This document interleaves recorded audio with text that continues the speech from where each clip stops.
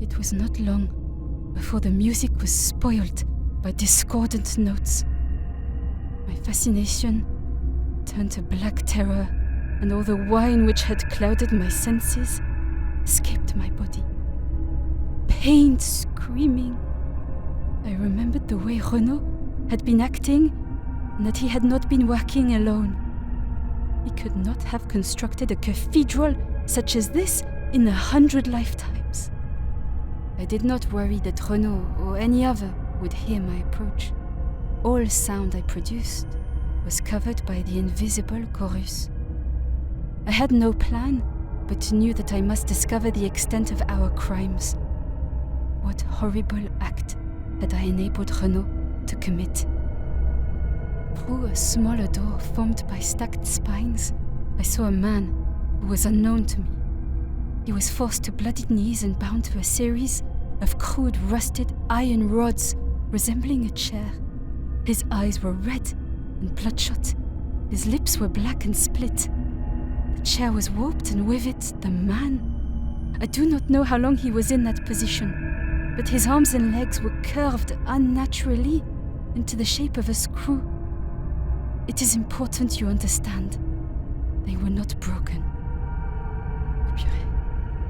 I compelled myself to look deeper into this room, which was only dimly lit. The smell was beyond rancid, even compared to the horrors of the city above. I could see dozens of what were once men and women bound to iron, stretched and bent in ways that should have killed them.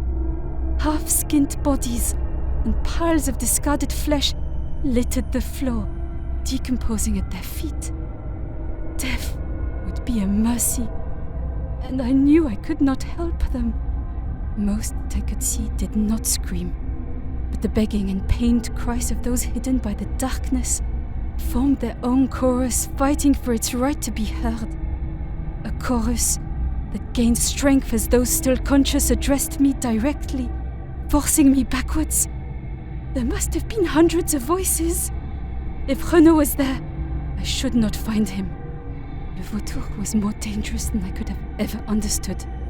After a moment of consideration, still weeping, although for a very different reason than before, I vomited violently and stumbled out of the room, leaning against one of his gruesome mosaics.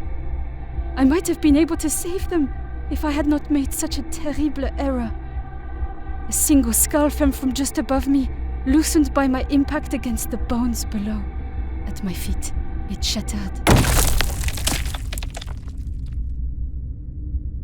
The silence that followed was so absolute that my own heart could be heard in my ears and theirs.